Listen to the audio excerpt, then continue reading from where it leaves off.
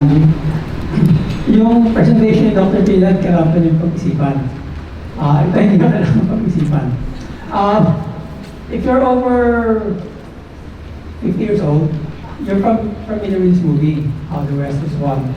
So sinara mo ka yan eh. Of course, dyan, yung mga bida yung mga puti, yung mga Indians yung pinatay. But I think I've just sort of played on the title. It's really How the West was Wrong, and I'll show you why the West is wrong. So this is How the West is Wrong, Nutrition and Health Benefits of Coconut Oil Based on Scientific Evidence. So almost all of the slides I'll present you are all from scientific literature. So I have 3 parts. Why is the West against coconut oil? Second, does coconut oil cause heart disease? And third, is coconut oil healthy? So why is the West against coconut oil? This is a advertisement from Diet Canola. Of course, dito, canola is up in the top, implying it's the healthiest, and then coconut's down in the bottom because it's full of saturated fat, and that causes heart disease. The actual hypothesis is sort of summarized in this figure. So if you take saturated dietary fats, and that will include in their model coconut oil and as well as animal fat, or if you take dietary cholesterol, too much eggs, then that would raise your serum cholesterol, which would lead to atherosclerosis, blocking your arteries, and then leading to heart disease. So that's the paradigm. Now the Dietary Guidelines for Americans is every 5 years, since 1980, the U.S. Department of Agriculture and the Department of Health, Human Services, parang DOH nila, they collaborate to come up with this Dietary Guidelines for Americans, which gives advice on diet and stuff. So it's a 40-year campaign against saturated fat and coconut oil. So every 5 years, they come up with advice. So we started in 1980, there was a there was a pamphlet, and they said avoid too much fat, saturated fat, and cholesterol. In 1985, it was still the same. 1990, sort of changed the wording, but the same thing, avoid saturated fat. 95, year 2000, year 2005, limit intake of saturated fat, trans fat, and cholesterol. 2010, consume less than 10% of calories from saturated fatty acids by replacing them with monounsaturated and polyunsaturated fatty acids. And then 2015, limit calories from saturated fats. And then after they're in the process of coming up with 2020.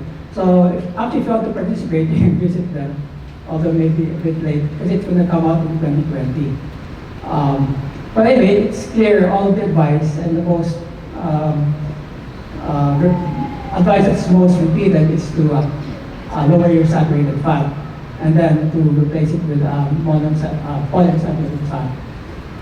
So, first polyunsaturated fats.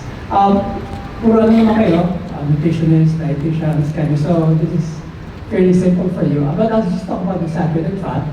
So, you have the caproic acid C6 to C12 would be your medium chain fatty acids. And then C14 to C18 are your long chain fatty acids. Of course, there are longer fatty acids, but they're not so common. These are the most common fats that you would see in vegetable oils and as well as animal fat. Now, medium chain fatty acids and long chain fatty acids have different metabolic properties. Medium chain fatty acids are more easily taken up by mitochondria and used for energy. So in fact, you can buy MCT oil, which is used by athletes for energy.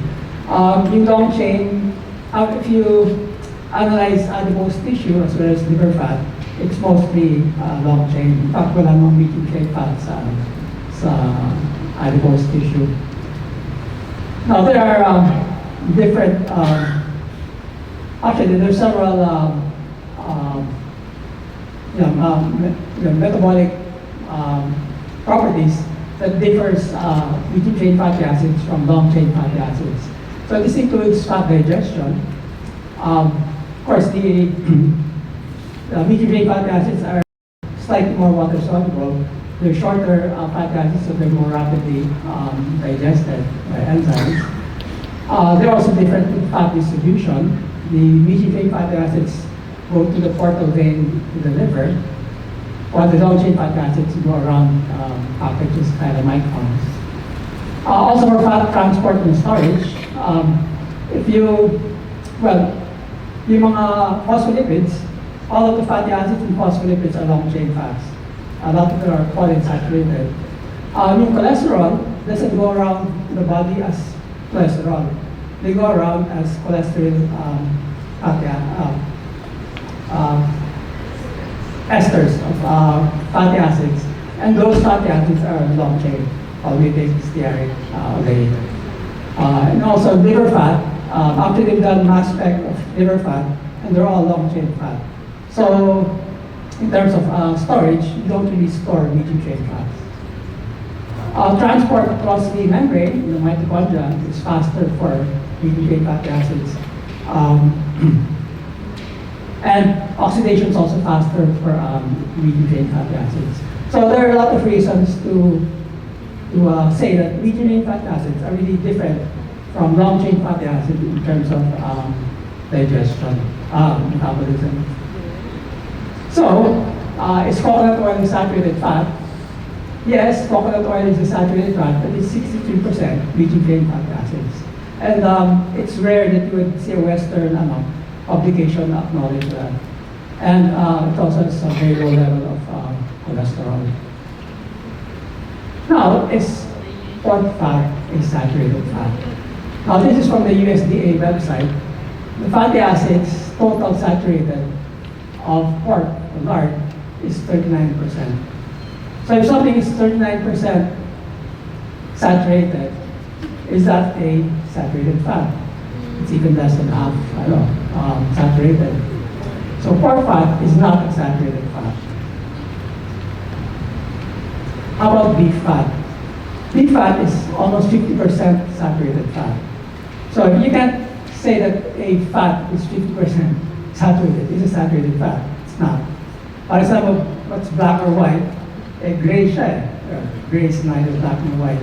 So clearly, beef fat is not a saturated fat. What about butter? Well, butter is almost 50% also, 51%. So butter is also not a saturated fat. And this is all from the USDA website. In fact, all the, you get the same information. So, are coconut oil and animal fats similar? Clearly, they're not similar. In fact, coconut oil is unique in that it's the only oil, vegetable oil, that's commonly consumed that is mostly medium-chain fatty acids. It's what you call it's unique. There's no other vegetable oil that has medium-chain fatty acids. And then of course, in terms of amount of saturated fat, coconut oil is actually saturated fat, but the others are not saturated fats. So, coconut oil is not the same as butter, beef fat, or pork fat. Now this is important because results from experiments which use animal fats cannot be applied to coconut oil. And as you see, the majority, in fact 99.9% of studies done in the West assume that animal fat is saturated and that coconut oil is the same as animal fat. Now this is a study by Hooper, and this is an important study because this is one of the references which WHO, of all agencies, uses to give warnings against coconut oil. It's a what they call meta-analysis. Lots of studies. Some of them are 1981 by Inba, some are more recent, 2004. But they're all done in Western countries. And if you look, if you read through them, there is no coconut in these studies. The fat in the diet of these countries are either animal fat or margarine, which is trans fat. And so the results from these experiments using animal fats cannot be applied to coconut oil. So, it doesn't apply. Now, how did this come about? Well, we go to this famous guy. He's famous kasi he got his face sa Time magazine. Ang mga nakakaano lang sa, actually ako naka-Time magazine ako, pero yung photographer, kayo natrato ko sa Time cover. Hindi ganun. This is an actual Time magazine cover, 1961. So Ansel Keys was a very influential physiologist. And he was one who proclaimed that animal fats are saturated. So this is a quote from that article. So he says, Americans eat too much fat with meat, milk, butter, and ice cream. The calorie-heavy U.S. diet is 40% fat, and most of that is saturated fat. The insidious kind, says Dr. Keys, that increases blood cholesterol, damages arteries, and leads to coronary disease. So that's straight from Ansel Keys. Now, well, we know that animal fats are not saturated, so hindi siya papasa sa M1. Now, this is first, you'll ask, ano nangyari yan? Well, this is this article 1965 from Metabolism. And basically, he took these fats and oils, and then he measured the iodine value. Alam niyo kung iodine value, no? What's the iodine value test? You put iodine and it decolorizes. The double bonds will pick up the iodine, and so it decolorizes the iodine. So the color will drop depending on how much double bonds you have. And actually what he did was he said all fats below this line, and he sort of declared that those below olive oil, which is 80 to 88% iodine value of 80 to 88, raised cholesterol in this feeding study, and therefore are saturated. Now that's actually faulty logic, because saturation is a chemical definition, but it's defining saturation in terms of how it raises or lowers cholesterol. So mali na siya doon. Well, below that line, we have lard, palm oil, tallow, butter, and coconut oil. So that's how those below that line got defined as saturated. Now, of course, we have GC. In fact, what's interesting is that in 1965, may GC na. And in fact, yung asawa ni Ansel Keys was a chemist, but siguro hindi napakinggan. If you do the GC analysis, this is what you get in terms of saturation. Coconut oil is 92% saturated, and then butter is 51, etc. Those are the data you get from the databases. So, if you were to use a GC definition, only coconut oil would qualify as a saturated fat. So, the fats that we call saturated are actually unsaturated. So, here's a problem of definition. So, this is a basic problem that we have. It's not how many studies you look at, it's are you talking about the right thing? Well, that's iodine value, and that's GC. So, clearly, mali na si Ansel Keys. Now, here is a graph. If you don't see it, that's a graph from 1900 to 1950, when he was doing all of these studies. And he showed that deaths due to heart disease were increasing during that time. And that's what he said, saturated fatty acids raise serum cholesterol, whereas polyunsaturated fatty acids lower it. And high serum cholesterol is linked to heart disease. So that's from that article. Now, what does this data tell us? It's about the same period, from 1909 to 1951, butter consumption actually dropped. During the same period, margarine increased. Because in fact, they're trying to push margarine to replace butter. And margarine was increasing, and we know that margarine is trans fat. And polyunsaturated fatty acid consumption increased significantly during the same period. Now, if you just look at that, you can't blame butter for the increase in heart disease because its consumption has been dropping. Whereas margarine and polyunsaturated fats have been increasing. Of course, that's not proof, but still, the correlation is there. So what he's saying is really wrong, and it's more likely that it's the high polyunsaturated fat and high trans fat is what increased heart disease. That's probably the explanation for that, what's been happening. Now, I guess whether you're right or wrong depends on, does it work? So, have the dietary guidelines for Americans been successful? So the dietary guidelines started in 1980, and in 1980, for the age group 45 to 64, heart disease was number 1, and 65 years and above, heart disease is still number 1. Now in 2014, heart disease was number 2 and number 1. So how can you say that their advice is effective if heart disease doesn't drop? It's still the top killer.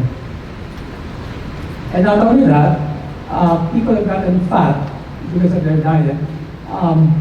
This is a study. This study in fact says that Americans have been following the dietary guidelines, and it's been coincident with the rise in obesity. So that's the data. The dietary guidelines started in 1980. The US was there, and it increased after the dietary guidelines came in. And then the other countries that followed the dietary guidelines also became overweight. So the dietary guidelines not only did not solve heart disease, but it also made the Americans fat. So how the West was wrong, this is the first, that's coconut oil, sorry. So this is an article which says that the WHO draft guidelines on dietary saturated and trans fatty acids, time for a new approach. So this is an article, 2019, saying that maybe they should change the WHO should change its dietary guidelines. So let's go to the second. So we know that the dietary guidelines are wrong. So this coconut oil causes heart disease. This is a article, AHA's American Heart Association Presidential Advisory 2017, dietary fats and cardiovascular disease. This article claimed to present new evidence, but actually they just took old studies and did a bit of statistical analysis too, so they could publish this. And there was a section in that article on coconut oil saying that a recent survey reported that 72% of the American public rated coconut oil as a quote-unquote healthy food, compared with 37% of nutritionists. This disconnect between lay and expert opinion can be attributed to the marketing of coconut oil in the popular press. Now, if you read this article, it really didn't come up with new evidence. But I suspect they came out with this article so that they could attack coconut oil. So does coconut oil cause heart disease? Well, this is some data. I'm showing this because this work was done at FNRI. Dr. Florentino and Ida Ginaldo. Ida Ginaldo is an outstanding chemist, where they did the survey of coconut consumption in different regions, and then the incidence of heart attack and atherosclerosis. Bicol is the highest consumption of grated coconut, so kata. But their heart disease is, well, it's not high, so it doesn't, coconut oil doesn't increase heart disease, but its atherosclerosis is also quite low. So, and I think hopefully FNRI will repeat the study, 1987. So this is Philippine evidence that high consumption of coconut does not increase heart disease. Studies also didn't show that coconut would increase heart disease. So finally, we say that coconut oil does not cause heart disease. Now, is coconut oil healthy? So here, this attack was came out 2018. She was actually carrying herself as a statistician, and she attacked coconut oil as pure poison. So is coconut oil healthy? Now, there's actually a lot of evidence, and these are studies with articles to back them up, that coconut oil is antimicrobial, antiviral, anti-inflammatory, anti-cancer, anti-obesity, and beneficial against Alzheimer's disease. So I'll go through some of the studies. So you can use it on the skin if you have atopic dermatitis, where your staphylococcus aureus colonization of your skin. And so this was a study actually done in the Philippines, where VCO was better than virgin olive oil in terms of controlling staph aureus in adult atopic dermatitis. This is an article, effect of mineral oil, sunflower oil, and coconut oil on prevention of hair damage. Now, hair damage, of course, is not a health issue, but it's a mental health issue, so we leave them there. And here, actually, it shows you why coconut oil is better for your hair than mineral oil or sunflower oil. In fact, there's another article I found where they do mass spec to actually support this conclusion. So use coconut oil on your hair, pre-wash or post-wash. VCO has been used against HIV. This is a study done in Indonesia, where if you give VCO, it increases the CD4 levels. For those who want to reduce their waist circumference, VCO can help. It also increases HDL levels in patients with coronary artery disease. This is one of the review articles on Alzheimer's and coconut oil. And they say coconut supplementation may be a therapeutic option in the prevention and management of Alzheimer's disease. And it's the medium fatty acids and ketone bodies that are produced from them that could be beneficial against Alzheimer's. This was an in vitro study, 2014. Coconut oil attenuates the effects of amyloid beta on cortical neurons in vitro. So amyloid beta is related to Alzheimer's disease, so coconut oil can minimize or lessen the effects of amyloid beta. So how the West was wrong. So this is a Manila Bulletin article, 2017. Of course, you all know Dr. Emeritus. He's now our national scientist. And so then he said, the American Heart Association got it wrong. Coconut oil is healthy. So all the rest is wrong. So even Dr. Javier agrees.